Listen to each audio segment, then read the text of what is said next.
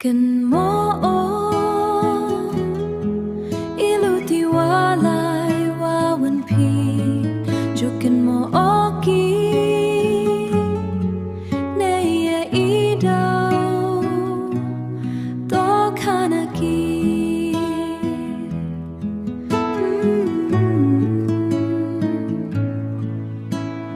Hun pi uch ngai du Kam tu don hi sadu Ikan mo lang ler Naya ibay dayla Naya idos ngau pato kana